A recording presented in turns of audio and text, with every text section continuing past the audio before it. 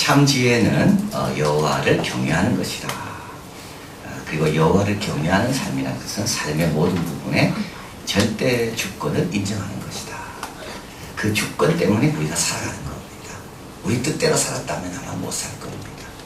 하나님의 주권대로 되셨기 때문에 우리가 오늘도 복을 누리고 소망합니다. 오늘 잠언은 이 세 구절만 우리가 말씀을 나눴는데요. 이 잠언 전체가 다루는 중요한 주제들이 여기 있습니다. 하나는 화목, 가정이 나오죠. 부지런함이 나오죠. 마음이 나옵니다. 마음. 참 지혜를 가지면 이런 모든 것들을 잘 해결해 나갈 수 있다. 여호와의 주권을 범사에 인정하면 어디 가도 두려워할 필요 없고 어디 가도 복을 누릴 수가 있다. 이것을 오늘 말씀합니다. 1절 같이 읽어봅니다. 마른 떡 한 조각만 있고도 화목하는 것이 육선의 집에 가득하고도 다투는 것보다 나으니라. 마른 떡은 오래된 떡이죠. 가난한 가정입니다. 근데 참 지혜가 있으면 가난도 그렇게 겁낼 필요가 없다는 걸 이야기하는 겁니다. 참 지혜가 없으니까 자꾸 우리는 가난을 겁내는 거죠. 왜냐하면 여기서 말하는 화목이라는 것은요, 물질과 상관없습니다. 이 화목은 하나님의 선물입니다. 여러분, 가정의 화목을 가만히 생각해 보십시오. 부모가 똑똑해서 화목합니까? 아이들이 착해서 화목합니까? 하나님의 선물입니다. 부모의 마음은 여전히 동일해요. 아이들의 마음도 여전히 동일해요. 근데 어느 순간 가보면 이 가정이 참 평안해요. 그 선물인 겁니다. 아무리 생각해도 풀 수가 없고 이해할 수가 없어요. 어저께까지 그렇게 싸우던 가정이 오늘은 왜 이렇게 평안할까요?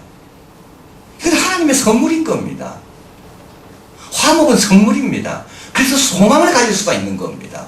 오늘까지 힘들어도 내일 하나님께서 우리 가정에 역사하시면 아이들과 우리 부모의 마음이 조금이라도 바뀌면 얼마든지 화목할 수 있는 겁니다. 돈으로 살 수가 없습니다. 부모가 지혜 갖고 안 됩니다. 부모 생각으로는. 부모 생각으로는 자꾸 아이들 지도하고 가르치려고 그러잖아요. 그러면 다툼밖에 안 일어나는 거예요. 근데 어느 순간 부모가 다 포기했습니다. 근데 갑자기 와보니까 어떻게 해요? 아이들도 이상하게 순수해져. 뭐라 그러나? 순진이 아니고 그 뭐죠? 순종적으로 바뀐 거예요. 어느 한순간 그렇게 바뀐 거예요. 어제까지만 해도 잠도 안 오고 아이들 때문에 힘들었어요. 근데 오늘 아침에 또 와보니까 아이들이 괜찮은 거예요. 하나님의 주권을 인정해야 되는 겁니다.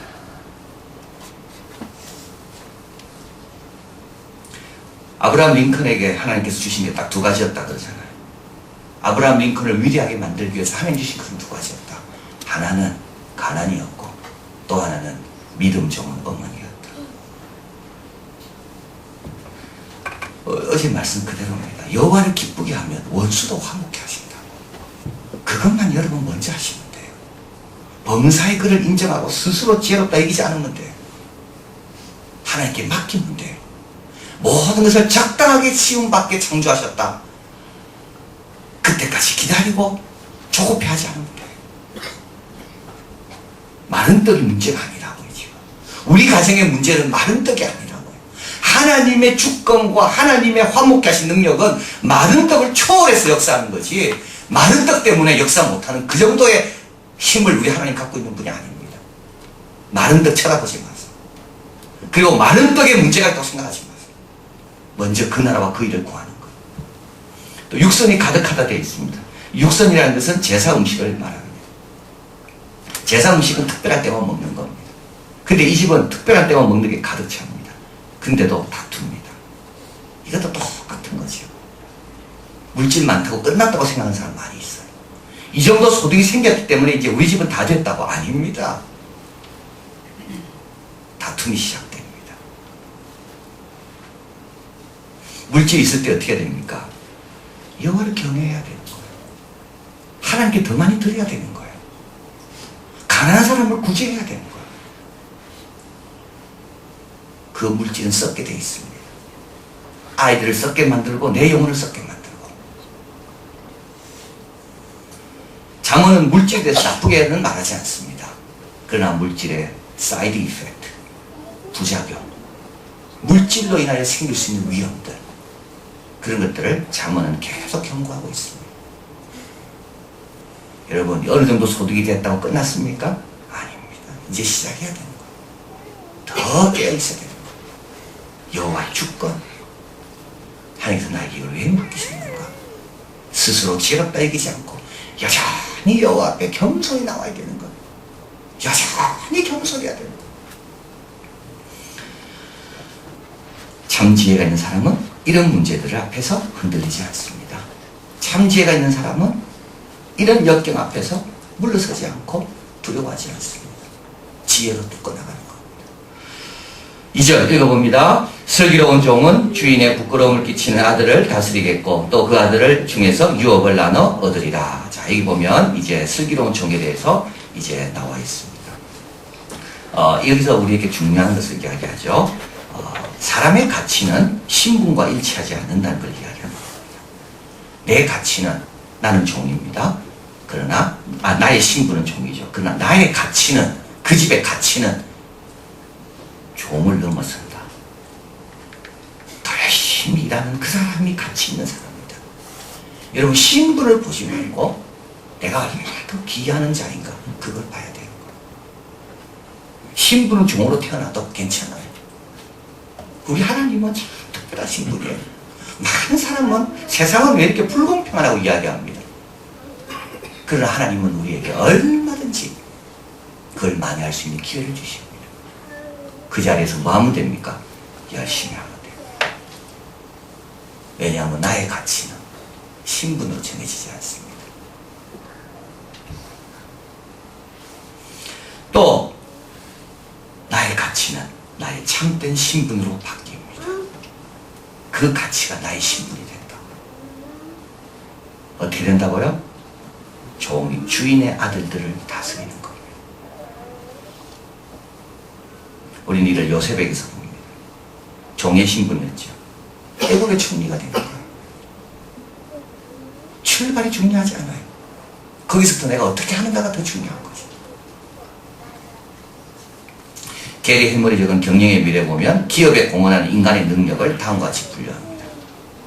우리 교회에 공헌하는 나의 능력이 뭘까? 한번 보시기 바랍니다. 첫 번째 복종. 상부에 하다한 방향성을 따르고 규칙에 맞게 행동하고 가장 기본적인 능력이에요. 아주 복종 중요합니다. 두 번째, 그보다 위에 있는 게 근면. 근면한 자는 책임감이 강합니다. 손쉬운 방법이나 지름길을 찾지 않습니다. 양심적으로, 체계적으로 일합니다. 근면한 자. 지성. 또 근면보다 하나 더 위에 있는 게 지성입니다. 기술을 항상 향상시키고자 하고 배우고자 합니다. 추진력, 그 위에 추진력. 남에게 요청받거나 받지 않아도 길을 찾아서 열심히 합니다. 창의성, 호기심이 많고 어리석은 질문을 합니다. 열정. 쉽게 포기하지 않고 장애물을 뛰어넘으려고 합니다. 전념성이 있습니다. 뭐라 적어놨나? 열정 있는 한 사람은 단순히 관심 있는 40년보다 많습니다.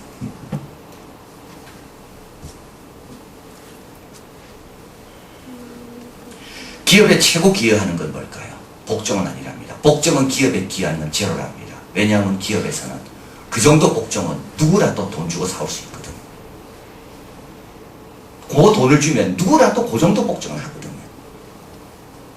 기업에 최고에 기여할 수 있는 개인의 역량은 뭐냐? 열정. 오늘 직장 가서 열정적으로 하시고 시키는 것만 일하지 마시고 열정은 전념성이 강한다. 그래서 열정적인 사람이 있으면 다른 사람에게 영향을 미치는 거예요. 기업에서 볼 때 얼마나 좋겠습니까? 내 위치가 아무리 낮아도 나의 가치는 내 위치와 상관없다.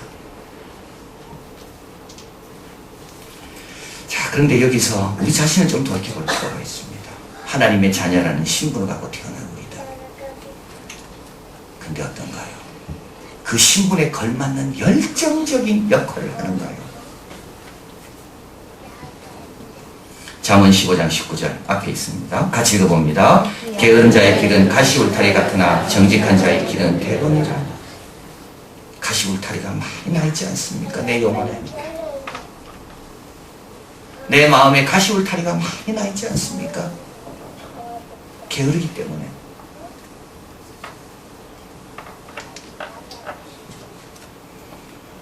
아무리 좋은 신분이 있어도 가치 있는 역할을 하지 못하면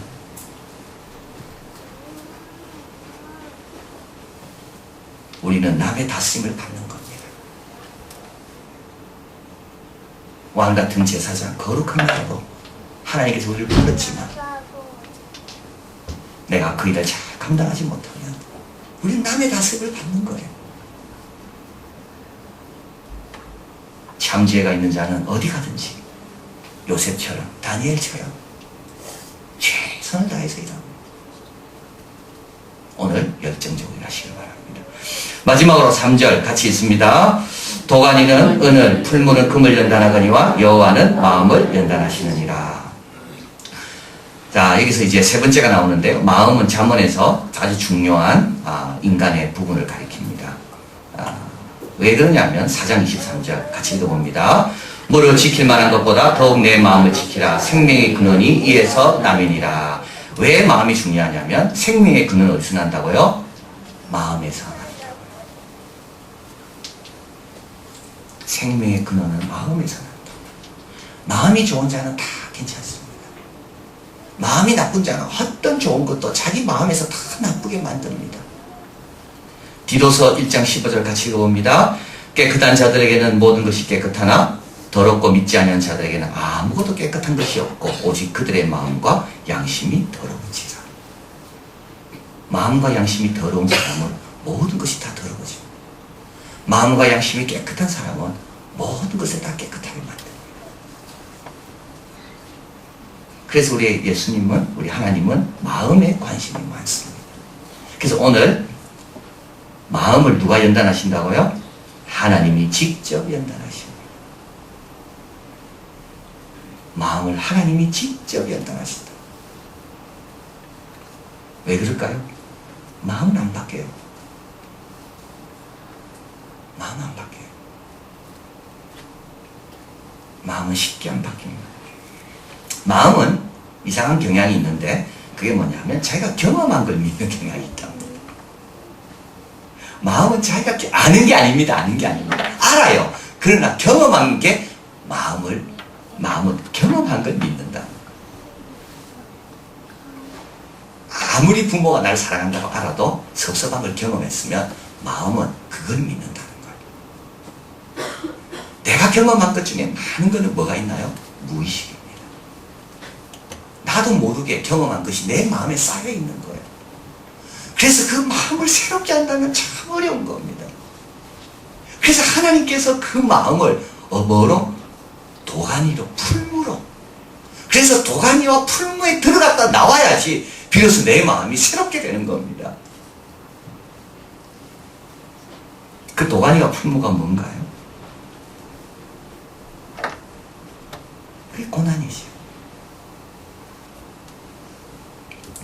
패기 레이노스 15년간 자기가 어려움을 당한 걸 소개합니다. 멕시코 선교사로 가신 분이에요. 아내입니다. 20년간 멕시코 선교사로 일하시다가 1993년 미국으로 돌아왔습니다. 이때 남편은 전립선 말기 판정을 받았습니다. 가망이 없다는 말을 들었습니다. 그런데 최선을 다했어요. 지금도 살아계신데 그리고 의사는 이것이 기적인지 아닌지를 확인하고 싶어서 지금도 6개월에 한 번씩 자기를 보러 오라고 이야기한다. 남편이 병이 호전되려고 할 때 장남이 심한 우울증과 정신분열증. 그래서 가정생활을 못하고 아내와 헤어지고 자기 집에 와서 살게 됩니다. 9년 동안. 장남과 함께 지내면서 자기도 아이도 정신이 피폐됐습니다. 1년쯤 되었습니다. 장남이 들어오고 난 다음에 15세 된 딸이 갑자기 메스꺼움과 현기증으로 온종일 침대에 누워있습니다. 이 아이는 4년 동안 병치를 하다가 교통사고로 죽습니다. 또 다른 아들이 있었습니다. 나무에 떨어졌습니다. 어깨가 부서졌는데 영구히 고칠 수 없는 상처를 받게 됐어요. 본인은요, 본인 심장수술을 했습니다. 딸이 교통사고로 죽었습니다. 그 딸이 누운 관을 보고 그 딸의 시신을 보고 너무 끔찍했어요. 하나님께 이야기했대. 하나님 너무 끔찍합니다. 이때 하나님께서 말씀해 주시대요. 나도 그렇게 느꼈다. 그 순간 예수님께서 십자가에 당하신 끔찍한 것이 생각났대. 자식과 사별한 분은 나뿐만 아니라 그분도 자식과 사별하신구나. 그런 말합니다. 우리가 너무 빨리 목적지에 도달하려고 하면 우리를 변화시키려는 하나님의 사역을 방해할 수 있다. 너무 빨리 도착하려고 하면 우리의 마음을 정금처럼 만드시려는 하나님의 사역을 방해할 수가 있다. 그런 말합니다. 구출은 고난을 여건으로 삼는다. 다시 말하면 새 마음으로의 구출은 고난을 통해서야만 되는구나. 잠언 10장 8절 앞에 봅니다. 이렇게 마음이 바뀌면 어떻게 됩니까? 마음이 지혜로운 자는 계명을 받거니와. 이제 막 계명이 사랑스러운 거예요. 마음이 새로워지면. 잠언 11장 13절 마음이 신실한 자는 그런 것을 숨기는 거예요. 말을 제대로 하는 거예요. 잠언 15장 13절 마음의 즐거움은 얼굴을 빛나게 합니다. 잠언 28장 14절 항상 경외하는 자는 복되거니와 마음을 강팍케 하는 자는 새 재앙에 빠지리라. 잠언 3장 5절 너희는 마음을 다하여 여호와를 의뢰하고 내면치를 의지하지 마라. 근데 여기서 참 중요한 걸 제가 빠뜨렸어요. 고난 가운데 누구를 발견한가요? 고난 가운데 뭘 발견합니까? 고난 가운데 함께 하시는 주님을 발견하는 것. 이게 열쇠입니다. 그래서 우리 주님은 우리를 고난 가운데 넣을 때 전혀 주저하지 않습니다. 왜냐하면 나도 함께 할 거니까. 마음이 변하는 것은 고난 때문이 아니에요. 고난 가운데 함께 하신 주님을 만났기 때문에. 그래서 변하는 거예요. 새 마음으로의 구출은 고난을 통해서 옵니다.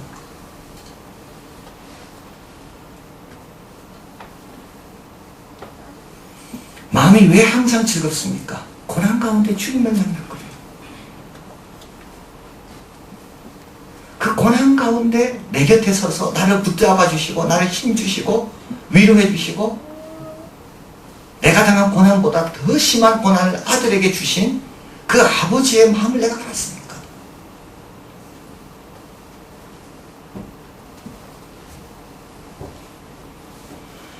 참 지혜가 있으면 두려울 게 별로 없습니다. 그렇죠? 마른 떡 하나도 두렵지 않고 종의 신분으로 태어나도 전혀 두렵지 않고 직장에서 어떤 위치에 있느냐 전혀 두렵지 않고 하나님께서 나를 어떤 연단을 주시든지 전혀 두렵지가 않습니다.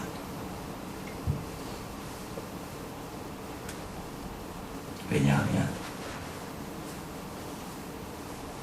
하나님을 경외하는 자에게 주님은 가까이 해주시고 선물로 주실 것이 너무 많이 갖고 계시고 그리고 주님이 함께 하시니까. 참 지혜를 가진 자의 특징이 뭘까요? 그래서 두려워하지 않는 겁니다. 환경을. 그리고 하나님의 주권을 믿고 당당하게 받아들이면서 조급해하지 않고 그 안에 역사하실 하나님을 기대하는 자가 참 지혜를 가진 자다. 기도하겠습니다.